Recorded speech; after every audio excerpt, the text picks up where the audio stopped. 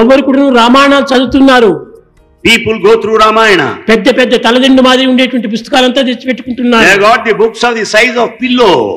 ఏం ప్రయోజనము? What is the use? కంఠస్థం చేస్తుంటారు. They get it by heart. కానీ సారాన్ని ఇంతైనా కూడా దాన్ని గ్రహించలేరు. They get it by heart, read it repeatedly, but they don't carry any essence. అందరూ ఎంతో రామాయణం గురించి ఆశ్చర్యపడిపోతుంటారు. All people are mystified.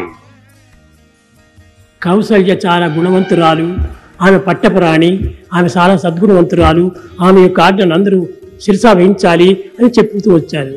People start speaking that Kausalya is the queen and everyone will have to necessarily follow her. She is one of nobility. కడపటి భార్య Kaikeyi, And ఆమె ఆజ్ఞకు ఏమాత్రం కూడా అడ్డు లేదు. Kaika was the youngest of all. No one can interfere. కూర్చోంటే కూర్చోవాలా, లేయమంటే లేయాలి. If he says sit down, one has to do so. ఈ విధమైనటువంటి యొక్క చేతిలో పెట్టుకుని నాటకం ఆడుతుండది Kaika. So everything was under the control of Kaika. ఈ విధంగా జరుగుతూ ఉంటే As things have happening, సుమిత్రని ఎవరు మాట్లాడించేవారు లేరు. no one was talking to Sumitra. Sumitra యొక్క గుణము, The character of Sumitra, Shatrughna యొక్క గుణము the character of Shatrugna, ఎటువంటిది అలాంటి దీన్ని వర్ణించడానికి ఎవరికి చేత కాదు. and they cannot be narrated in full by anybody.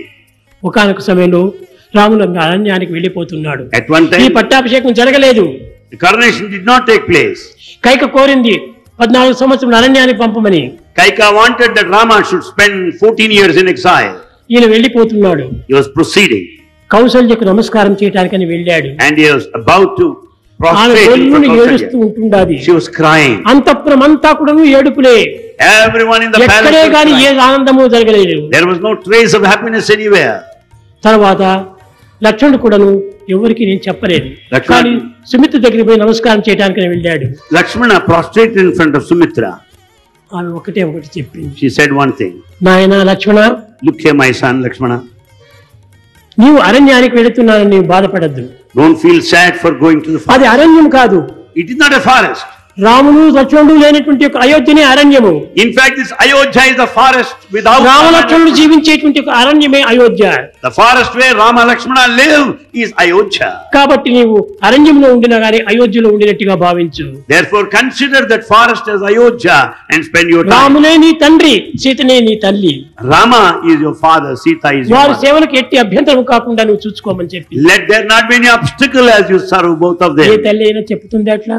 Will any mother talk like that? ఏదో వాడు వరాలు ఇచ్చాడు, రాములు అరణ్యానికి పంపవచ్చును, That నీవు పోనక్కర్లేమి, as per the boon granted నీవు to Kaika, పోనక్కర్లేదని నిలబెట్టి వేస్తారు. Rama can go to the forest. You don't have to go. కానీ ఏ తల్లి కూడా ఆ విధంగా చెప్పలేదు. No mother will speak. మాతృమూర్తులు యందు ఉన్నటువంటి యొక్క సుగుణములు సుమిత్ర యందు కనిపిస్తూ వచ్చాయి. The virtues of a chaste woman are very much noticed in Sumitra.